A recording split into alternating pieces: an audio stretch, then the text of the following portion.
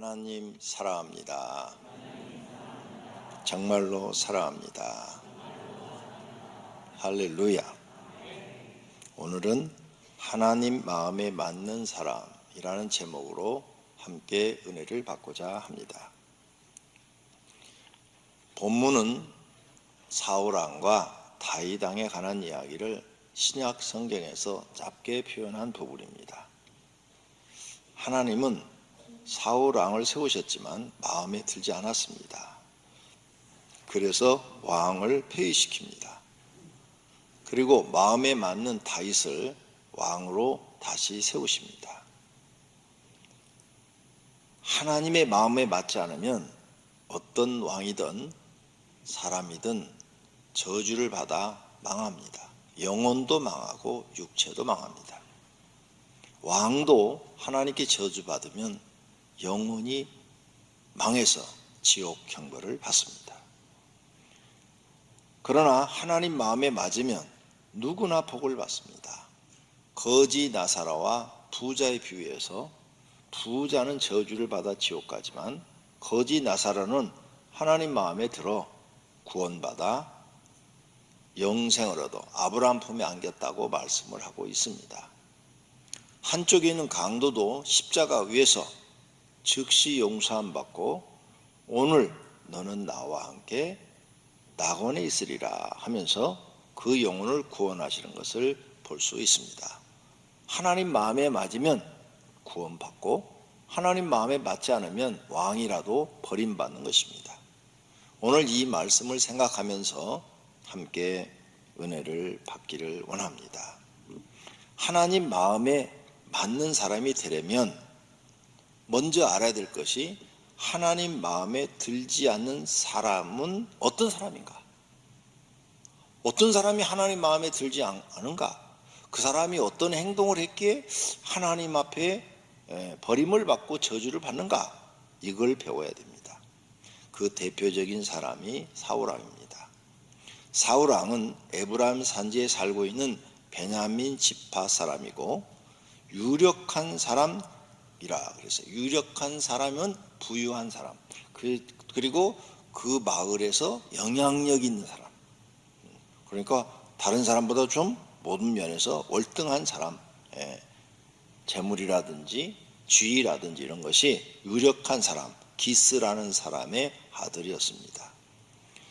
그리고 사울은 키가 크고 준수한 청년이었는데 어느 정도 큰 거 하면 다른 사람보다 목이 하나가 더 있을 정도로 크다 그랬어요. 기스에게 아들이 있으니 그의 이름은 사울이요 준수한 소년이라. 여기 소년은 청년을 얘기합니다. 청년이라. 이스라엘 자손 중에 그보다 더 준수한 자가 없고 키는 모든 백성보다 어깨 이만큼 더 컸더라. 그러니까 키가 엄청 큰 사람인 것을 볼 수가 있습니다. 이렇게 좋은 환경에서 잘 자랐어요.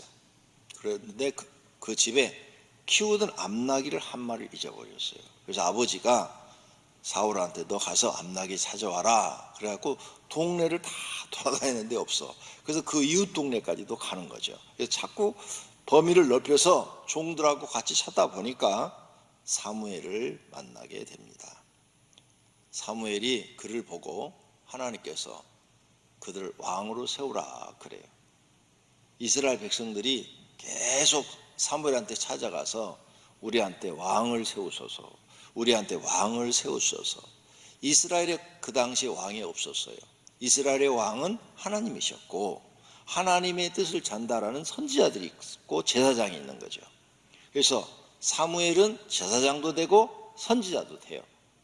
하나님의 음성을 듣고 백성에게 알려주는 그런 선지자 역할도 하고 있는 거죠. 그렇게 왕을 자꾸 세워달라고 했을 때 하나님께서 사울을 보고 사무엘 선지자한테 음성으로 들려주는 거죠. 구약시대 선지자는 귀로 하나님의 음성을 듣는 사람을 말합니다. 상당히 구약시대는 많았죠. 왜? 하나님이 직접 음성을 들려서 지시를 하시는 거예요. 자, 이렇게 사무엘이 하나님의 음성을 듣고 그에게 기름을 부어라. 이스라엘 백성들이 저렇게 왕을 세워달라 하니 저렇게 준수한 사람, 기골이 장대하고 장군처럼 생긴 저런 사람을 왕으로 세우면 되지 않겠느냐 하고 세웠어요.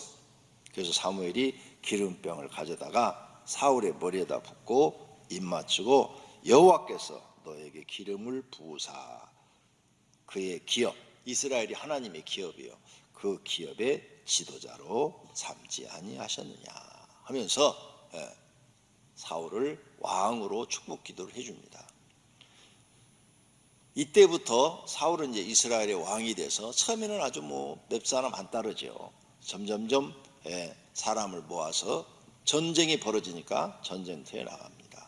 그래서 전쟁에 나가서 그냥 싸우면 하나님이 도우시니까 무조건 다 이기는 거예요.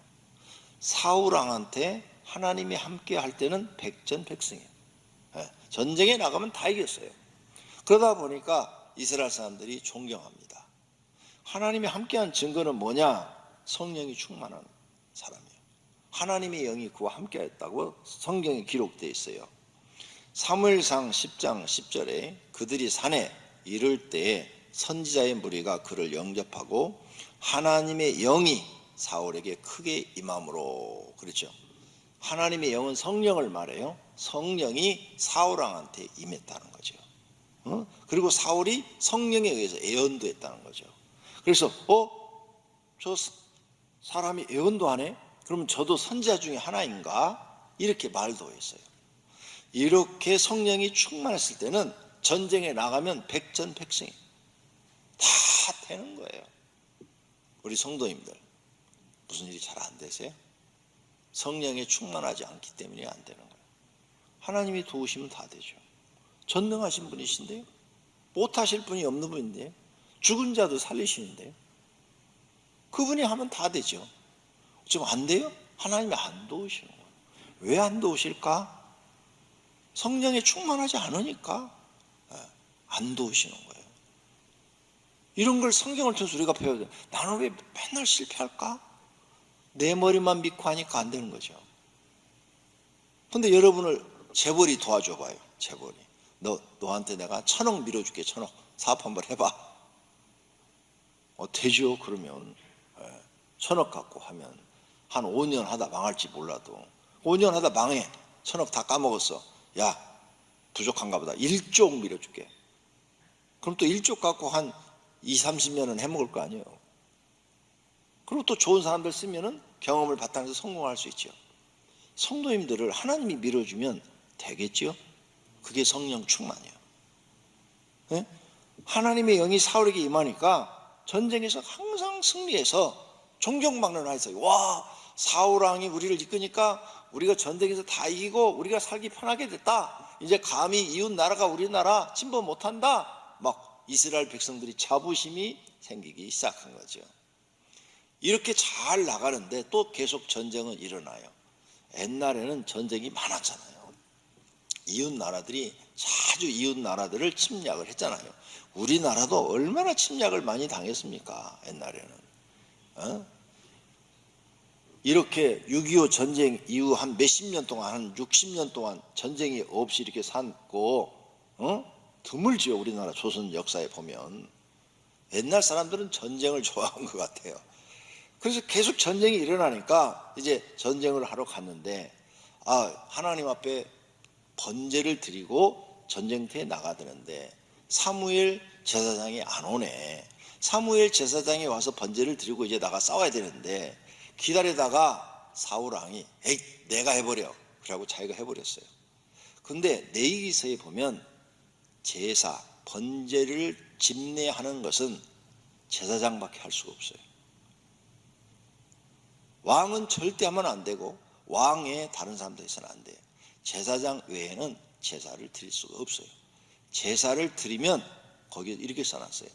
제사장 외에 제사를 집례하면 하나님의 백성에서 끊어버린다고 써놨어요. 레위기서 우리가 공부했잖아요. 이렇게 엄격하게 하나님이 관리를 하고 있는데 내가 왕인데 뭐 왕이 못할 게 뭐 있어. 내가 제사장보다 더 높은데. 왕은 뭐든지 다 해도 되는 줄로 착각을 한 거죠. 하나님 말씀을 무시해버린 거죠. 그리고 자기가 했는데 그게 죄가 되어버렸어요. 사무엘 선지자한테 엄청 혼나죠. 두 번째는 또 다른 나라 아말렉이라는 나라가 쳐들어왔는데 전쟁에 나가는데 이번에는 이제 그런 실수를 안 해요. 안 하고 이제 사무엘 제사장한테 가서 물어봐가지고 나가도 되겠습니까? 그러니까 하나님이 이번엔 전쟁에 승리한다고 합니다. 그러니까 나가서 싸우십시오. 그런데 하나님이 명령을 했습니다.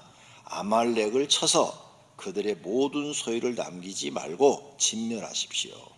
남녀와 소와 젖먹는 아이와 우양과 낙타와 나귀, 짐승까지도 다 죽이셔야 됩니다. 하나도 살려주서는 안 됩니다. 가지고 와서도 안 됩니다. 이렇게 해서 전쟁에 나가는데 그냥 승리했어요. 그냥 말한 대로 다 이겼어요. 이겨서 돌아오는데 아말렉 왕 아각을 살려서 돌아와요. 죽이라고 그랬는데 안 죽여요. 그리고 많은 짐승들을 몰고 와요. 군사들이 몰고 와요.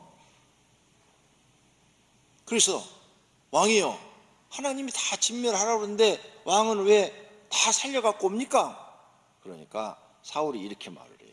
사울이 이르되 그것은 우리가 아말렉 사람에게 끌어온 것인데 백성이 당신의 하나님 여호와께 제사하려 하여 하나님 앞에 번제물로 드리려고 저렇게 건강한 양들, 소, 짐승 이런 걸 다 가지고 왔습니다. 그 외의 것은 우리가 다 진멸하였습니다 하고 이렇게 말을 해요. 근데 이 말이 거짓말이에요. 왜 그러냐? 이 다음 성경을 읽어보면 사무엘이 막 야단을 해요. 왜 하나님 말씀을 안 듣느냐고. 이제 당신을 하나님 말씀을 안 들었기 때문에 당신은 하나님 앞에 버림받게 됐다. 막 야단을 해요. 그러니까 내가 잘못했습니다. 사실은 군사들이 이렇게 전쟁에 이겼는데 노획물이 없으면 되느냐? 우리가 목숨 걸고 나와 싸웠는데 우리도 뭔가 이렇게 가져가는 게 있어야 될 거 아니냐? 그리고 짐승이 무슨 죄가 있냐? 그러니까 짐승은 그냥 갖다가 우리가 그냥 먹으면 되지, 아니면 키우면 되고, 그러니까 다 가지고 가자. 그래서 어쩔 수 없이 데리고 왔습니다라고 이제 솔직하게 얘기를 하는 거예요. 그러니까 지금 이 말은 거짓말이에요. 이 말씀은. 여기서 이제 하나님이 진노하죠. 사무엘이 말을 합니다. 당신이 하나님을 버렸으므로 하나님도 당신을 버렸습니다. 15장 26절에 사무엘이 사울에게 이르되 나는 왕과 함께 돌아가지 아니하리니 이는 왕이 여호와의 말씀을 버렸으므로 여호와께서 왕을 버려 이스라엘 왕이 되지 못하게 하셨음이니이다.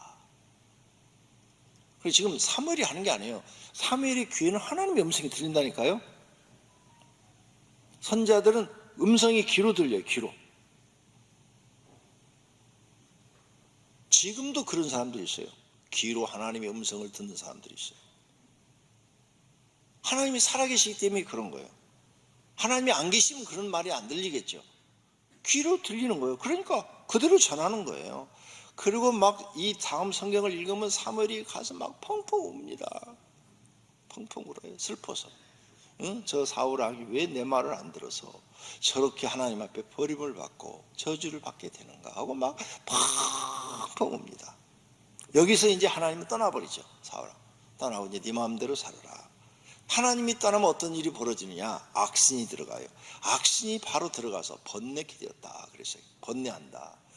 많은 생각이 머리에 떠오르는데 정리가 안 되는 거예요. 이 생각도 떠오르고 저 생각도 떠오르고 또 두통도 와요. 두통이 막 두통이 와가지고 괴로워. 번뇌. 거기다 두통 오고 번뇌하면 불면증이 생겨요. 잠도 안 와. 그래가지고 야 내가 너무너무 괴롭다. 너무너무 괴로운데 야 누구 내 병을 좀 치료해 줄 사람 없냐? 약을 먹어도 약이 안 듣는 거예요. 그때 다윗이라는 소년을 불러옵니다. 다윗이라는 소년이 불러와서 이제 찬양을 해주면 그 머리가 괜찮아지죠. 그리고 또 가요. 다윗은 자기 집으로. 그런데 왕들은 시녀들이 많이 있어요. 종들이 많아. 근데 그 사람들이 와서 뭐 무의도 하고 노래도 부르지만 기억을 잘 안 하잖아요. 자기 고관들이나 기억을 하지. 그러니까 다윗을 잘 모르죠. 한 번 왔다 가고 두 번 왔다 가서는 기억을 잘 못해요. 자, 이렇게 해서 하나님이 떠난 사울왕, 다시 또 전쟁이 일어났어요. 그래서 나가서 싸우다가 부상을 당해요. 죽을 정도로 이제 회복이 불가능할 정도로 상처를 입어요. 그런데 보고가 들어오는데 자녀들이 다 죽었대, 전쟁에서 아들들이. 그리고 군사들도 다 죽고 지금 몇 사람만 살아남았다는 거예요. 이미 전쟁은 졌어요. 그래서 자기 부하한테, 야, 네가 나를 죽여라. 내가 저 적군에게 죽는 것보다는 너한테 죽는 게 낫겠다고 죽이라고 그래요. 그러니까 그 부하가 못 죽여요. 나는 하나님 앞에 기름 부은 종을 죽일 수가 없습니다. 그러니까 자기가 자결을 하죠. 탁 엎드려져서 자결을 합니다. 그래서 죽어요. 근데 여기에서 이제 사울 왕조가 망하는 거죠. 사울이 일대 왕인데 그냥 망해요. 자녀들 다 죽었죠. 네. 성경에 이런 말씀이 있어요. 아버지의 죄로 자녀까지 망한다는 말이 있어요.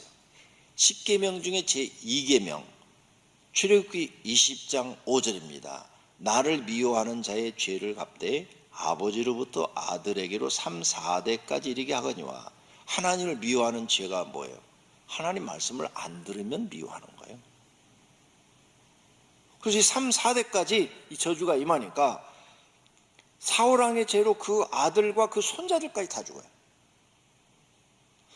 하나님은 성경에 뭔가 이렇게 기록을 딱 해놓으면 그게 글자가 아니에요.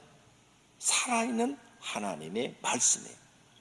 그리고 하나님은 그 말씀대로 사람들한테 행하는 거예요. 그런데 오히려 반대로 나를 사랑하고 내 계명을 지키는 자에게는 천대까지 은혜를 준다고 그랬어요. 자손 대대로 복을 주겠다는 거예요. 그러니까 성도님들이 이렇게 성경엔 축복과 저주의 말씀이 있으니까 저주의 길을 가지 말고 축복받는 자의 길을 가라, 그 말이에요. 왜 너희는 저주의 길을 선택하느냐? 축복받는 자의 길을 가야지. 천대까지 은혜를 받는 길을 가야지. 그러므로 우리는 성경에 기록된 모든 말씀을 여러분은 그냥 글자로 보면 안 돼요. 아, 살아계신 하나님의 명령이다, 이렇게 받아들이시기를 바랍니다. 두 번째로, 하나님 마음에 드는 사람을 배워야죠. 이제 마음에 안 드는 사람 사울왕을 배웠어요. 왜 하나님이 마음에 안 들었는가 배웠어요. 근데 마음에 드는 다윗왕을 배워야 돼요. 다윗왕은 베들레헴에 사는 유다 지파 2세 막내 아들이고 하나님이 인정한 이스라엘 나라의 2대 왕, 두 번째 왕이에요. 두 번째 왕. 첫 번째가 사울이고 두 번째 왕이 다윗이에요. 이 다윗이 목동이었어요. 가난했어요. 그래서 들에서 양을 치고 있었어요. 사무엘 선지자에게 하나님이 음성이 들렸어요. 자, 내가 내 마음에 합한 자를 기름을 부어 왕을 세우리니 너는 가라. 그래갖고 베들레헴으로 와가지고 이새의 집으로 갔어요. 하나님 명령한 대로. 자, 이새한테 너희 아들들을 다 내게 보이라 그랬더니 첫째부터 다 보이는데 일곱째, 아들이 8명이에요. 일곱째까지 다 보였는데 하나님이 아니라는 거예요. 야, 이새야, 너희 아들이 이거밖에 없냐? 아니요, 저 들판에서 막내 꼬맹이가 지금 양치고 있습니다. 아, 그래? 그거 데려와라. 그래가지고 데려왔어요. 데려왔더니 하나님이 바로 그에게 기름 부으라 그러는 거예요. 그래서 그에게 기름을 붓니다. 사무엘이 기름 뿔병을 가져다가 그의 형제 중에서 그에게 부었더니 이날 이후로 다윗이 여호와의 영에게 크게 감동되니, 그랬죠. 여호와의 영, 성령에 감동됐다, 이 말이에요. 그래서 다윗이 성령의 충만함을 지금 경험을 했다 이거죠. 자, 다윗이 성령이 충만하니까 놀라운 일들이 일어나요. 사울왕이 번뇌해가지고 잠을 못 자고 두통으로 고생한다는 이야기를 듣고 초청돼서 가요. 가서 찬송을 부르니까 마귀가 도망가 버려. 사무엘상 16장 23절에 기록이 되어 있어요. 하나님께서 부르시는 악령이 사울에게 이를 때 다윗이 수금을 들고 와서 손으로 탄즉 사울이 상쾌하여 머리가 개운해졌다, 그 말이죠. 두통이 다 사라지고 번민이 다 사라지고 머리가 시원해졌다 이거죠. 낫고 악령이 그에게서 떠나더라. 야, 다윗이요, 어린데 하나님이 함께 하시니까, 성령이 그와 함께 하시니까 찬송만 불러도 마귀를 이기는 거예요. 찬송만 불러도. 우리는 찬송도 불러야 되지만 막 기도도 세게 해야 마귀를 이기는데, 다윗은 찬송만 불러도 마귀가 떠나는 거야. 그러니까 이게 우리가 여기서 배워야 돼요. 아, 하나님이 함께하는 사람이 되어야 된다. 이걸 배워야 되는 거죠. 다윗이 어린데도 하나님이 함께하니까, 주인은 왕이 높은데 왕이 지금 소년한테 도움을 받고 있는 거야. 그러니까 성도님들이 교회를 다니면서 그냥 다니시면 안 돼요. 어떻게 하면 하나님이 나와 함께 하실까? 어떻게 하면 다윗처럼 하나님이 날 도와주실까? 하나님 날 도와주면 목동도 왕이 될 수 있는데 거지도 재벌이 될 수 있다, 그 말이에요. 그러니까 이런 생각을 갖고 하나님을 믿어야 되는 거죠. 이렇게 해서 다윗이 아주 소년 때부터 남다르게 하나님이 함께 하시고 마귀를 쫓는 능력을 갖고 있어요. 근데 지금 사울왕은 왕인데 하나님이 떠나버리니까 마귀를 못 이겨요. 쫓아내지를 못해. 그러면서 날이 갈수록 더 악해져요. 더 악해져. 악한 짓을 서슴없이 하게 되는 거죠. 자, 어느 날 또 전쟁이 일어나서 사울왕한테 지금 하나님이 안 계셔요. 블레셋과 싸우는데 아버지가 심부름을 보내요. 야, 형들이 전쟁터에 갔으니 네가 가서, 아직 다윗은 나이가 어리기 때문에 20살 이하가 되면 전쟁터에 안 나가도 돼요. 20살이 넘으면 전쟁터에 의무적으로 가야 되는데, 그래서 너는 아직 20살이 안 됐으니 전쟁터에 안 갔으니까 형들한테 가서 선물 주고 와라. 응? 밥 좀 먹을 것 좀 쌀 테니까 갖다 주고 와라. 이렇게 해가지고 심부름을 갑니다. 심부름을 갔더니 블레셋의 골리앗이라는 장군이 키가 막 그냥 9척이래요. 제가 6척이니까 9척이면 얼마나 큰 거예요? 거인이요, 거인. 거인이 막 서서 하나님을 모독하는 거예요. 너희들 중에 장군이 있으면 나와라. 나하고 싸우자. 나가 싸우면 다 죽는 거예요. 아무도 무서워서 못 나가는 거죠. 9척이니까 보기만 해도 막 기겁을 하는 거죠. 힘도 세고. 다윗이 그 하나님을 모독하는 말을 듣고는 화가 나가지고, 그래? 그럼 내가 나가지. 그래가지고는 나가서 물맷돌로 싸웁니다. 물맷돌로. 물맷돌의 명수. 요즘은 그걸 달인이라고 그러는가요? 물맷돌을 딱 던졌는데 중앙에 딱 꽂혀가지고 바가지가 깨져가지고 골리앗이 죽습니다.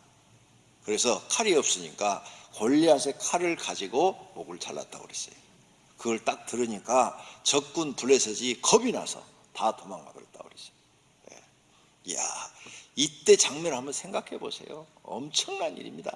양쪽에 지금 군인들이 막 쫙 진을 치고 있는데 조그마한 소년하고 구척 장수하고 싸우는데 이게 게임이 된 싸움입니까? 그런데 이겼어요. 그래가지고 이 전쟁에 승리해가지고 다윗은 약속을 했어요. 사울왕이 누구든지 저 골리앗을 죽이면 내 딸을 주겠다. 그래가지고 팔자에 없는 결혼을 합니다. 약속을 했으니까. 그래서 다말과 결혼을 해요. 미갈 죄송합니다. 미갈과 결혼을 해요. 그래서 사울왕의 사위가 돼요. 사울왕의 사위가 되니까 이제는 전쟁터마다 나가서 싸우게 되죠. 싸우게 되다 보니까 하나님이 함께하니까 다 이기는 거예요. 다 이기니까 그를 군대장, 대장군으로 세웁니다. 군대장이라는 것은 모든 장군들을 다 통솔하는 최고의 지위에다 올려요. 사무엘상 18장 5절, 다윗은 사울이 보내는 곳마다 가서 지혜롭게 행하매 사울이 그를 군대의 장으로 삼았더니 온 백성이 합당히 여겼고 사울의 신하들도 합당히 여겼더라 그랬어요. 자, 이렇게 해서 전쟁에 이기니까 이제 모든 사람들이 다윗을 칭송합니다. 여인들이 뛰놀며 노래하여 이르되 사울이 죽인 자는 천천히요 다윗은 만만이로다 그래요.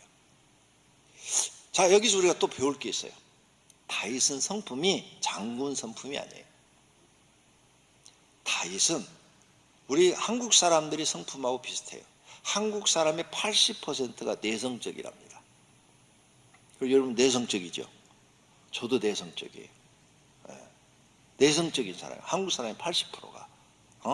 그 내성적인 사람은 내가 막 나가서 막 뭐 하려고 안 해요. 시키면 그 일은 열심히 해요. 그렇죠? 그런데 시키지 않으면 내가 막 찾아가고 그거 내가 할게 놔줘요. 막 이렇게 하지는 않아요. 다윗은 시키는 일은 잘하는데 자기가 막 찾아서 하는 그런 성품이 아니고 다혈질이 아니에요. 성품도 항상 무슨 일이 터지면 생각하고 때 생각하고 또 생각해가지고 일을 결정하는 사람이고, 웬만한 것은 다 양보해. 다 양보해버려요. 다혈질은 그러질 않아요. 남의 말 안 듣고 내가 하고 싶은 대로 하는 거예요. 근데 그런 내성적인 사람이에요. 근데 전쟁터만 나가면 하나님이 도우니까 이기는 거예요. 성도님들 내성적입니까? 하나님이 도우면 이기는 거예요. 제가 그렇게 내성적인 사람이에요. 지금 제가 여러분 이렇게 눈을 쳐다보죠? 아이고, 30대 때 제가 30대 초반에 목사가 됐는데 그때는 여러분 눈을 못 봤어요. 제가 특히 여자들 눈을 더 못 쳐다봤어요. 그래갖고 여자들하고 얘기하면 무조건 머리 숙이고 얘기해요. 얼굴 안 쳐다봐요. 그 얼굴 쳐다보면 내가 얼굴이 빨개져요. 지금은 이제 나이가 많아지니까 능글능글해서 이렇게 다 쳐다보고 그러는 거예요. 내성적이요. 그런데 하나님이 함께 해주니까 교회가 되는 거야. 내가 잘나서 되는 게 아니라 하나님이 함께 해주니까 술집골목에서도 되고 개척에서 15평에서도 되고. 할렐루야. 다윗도 지금 그런 거예요. 하나님이 함께 하시니까 되는 거예요.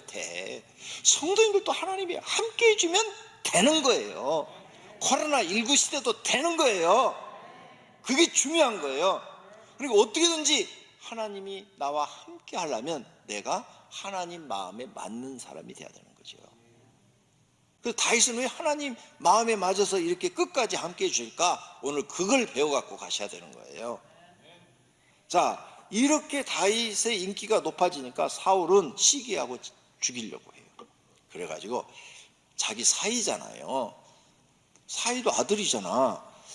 나 대신에 목숨 걸고 전쟁터에 나가서 이기고 왔으면 나 같으면 야 봐라 내가 사위 얼마나 잘 뒀냐. 이런 사위 있으면 너는 있냐? 나만은 사위 없지 하고 막 자랑할 것 같아. 그런데 사울은 자랑하는 게 아니라 저놈이 나보다 인기가 더 많어? 저걸 어떻게 죽이지? 야 식사에 초대해 하고 식사에 초대해놓고는 밥 먹는데 착을 던져버려요. 얼마나 못됐어요. 하나님의 영이 떠나니까요 사람이 악해져요. 악해져서 자기 사이를 밥 먹는데 죽이면 자기 딸 가부 되잖아. 그런 거 상관 안 해. 자기 이익만을 생각하는 거죠. 자기 이익만. 2번이나 던졌대요. 여기 지금 그의 앞에서 2번 피하였더라. 이야, 하나님이 지켜주신 거죠. 다윗은 도망하여 막 도망자로서의 여러 해를 살아요. 그때 사울이 3,000명을 데리고 다윗을 잡으려고 쫓아다녀요. 기회가 왔어요. 동굴 속에서 다윗이 숨어있는 동굴에 들어와서 거기서 잠자는 거예요. 부하들이 죽이자고 그러는 거예요. 그런데 죽이지 않고 옷자락만 살짝 패가지고 나와요. 안 죽여요. 2번이나 살려줍니다. 왜 안 죽이느냐? 하나님 말씀에 기름 부음 받은 자를 죽이지 말라고 그랬거든요. 근데 사울왕이 기름 부음을 받았어요. 지금은 악한 왕이지만 그래도 기름 부음 받았어. 그 말씀을 지키려고 안 죽이는 거예요. 그 말씀만 아니면 벌써 죽이고 다윗이 왕이 됐죠. 왜? 자기도 기름 부음 받았어요. 똑같은 사무엘 선지자한테. 그리고 사무엘 선지자한테 들었어요. 사울왕은 하나님이 떠났습니다. 들었어. 그리고 죽이고 왕이 돼도 문제될 게 없어. 그런데 안 해요. 왜? 하나님 말씀을 지키기 위해서 안 하는 거예요. 이게 중요한 거예요. 하나님이 다윗의 행동을 유심히 보는 거예요. 저 녀석이 내 말을 얼마나 지키는가. 사울왕이 버림받은 이유가 뭐예요? 하나님 말씀을 안 지켰기 때문이죠. 안 지켰기 때문에. 저 녀석은 지가 유리하면 지키고 불리하면 안 지키고 상황에 따라서 막 바뀌고 이런 걸 하나님이 본 거죠. 그런데 다윗은 변하지 않는 거예요. 이렇게 고생을 하면서도 블레셋 땅으로 피했고 블레셋 땅에서도 굉장히 어려운 일들을 많이 겪었어요. 나중에 몇 년이 지난 다음에 사울왕이 블레셋과 전투에서 부상당해서 죽습니다. 아까 자결했다고 그랬죠. 그때 사울왕이 없어지니까 유다 지파에서 장로들이 찾아와서 당신이 우리의 왕이 되어 주십시오 하고 추대를 하는 거예요. 그래서 유다 지파의 왕이 되다가 7년 후에는 그 북쪽에 있는 나머지 지파 12지파인데 나머지 지파에서도 당신이 우리의 왕이 되어 주십시오 그래가지고 통일 왕국의 왕이 됩니다. 왕이 된 후에 그는 선한 정치를 합니다. 그랬더니 백성들이 칭송을 하는 거죠. 위대한 왕이라고 칭송을 합니다. 하나님은 다윗을 평가합니다. 내 마음에 맞는 자라고. 성경에 기록이 되어 있어요. 사도행전에 이새의 아들 다윗을 만나니 내 마음에 맞는 사람이라 내 뜻을 다 이루리라 하시더니 다윗이 하나님 마음에 맞는 사람이 돼요. 성도님들을 하나님이 딱 보실 때 너는 내 마음에 맞는 사람이다. 얼마나 좋으시겠어요. 그죠? 저도 하나님 앞에 그 소리 듣고 싶어요. 유명한 게 중요한 게 아니에요. 왕이 되는 게 중요한 게 아니에요. 나는 네가 내 마음에 딱 든다. 이런 소리 듣고 싶어요. 할렐루야. 다윗은 하나님 앞에 내 마음에 맞는 사람이다. 이런 소리를 들었습니다. 하나님이 다윗을 이렇게 마음에 맞는 사람이라고 좋아하신 이유가 있어요. 구약 성경을 보니까 하나님이 다윗을 뭘 봤느냐? 내 아버지 다윗이 성실과 공의와 정직한 마음으로 주와 함께 주 앞에서 행함으로 하나님 앞에서 다윗은 거짓이 없었다는 거죠. 언제나 성실하고 하나님 앞에 언제나 공정하고 공의롭게 했으며 정직한 마음을 보였다는 거예요. 그러면 이렇게 하나님 앞에 마음에 맞는 사람이 되려면 우리도 다윗처럼 성실과 공의와 정직한 마음으로 살아야 된다는 거죠. 성실은 뭐냐? 정성스럽고 참된 것. 참되지 않은 것은 하질 않는 거죠. 죄 짓는 일을 시킨다 안 하는 거예요. 공의는 뭐냐? 공평한 도리. 무슨 일든지 다 공의롭게 백성을 관리하고 심판하는 거죠. 정직, 마음이 바른데 항상 그 바른 방향으로 계속 가는 거예요. 누가 뭐라 그래도 흔들리지 않는 거죠. 이런 마음을 가지고 산 거예요.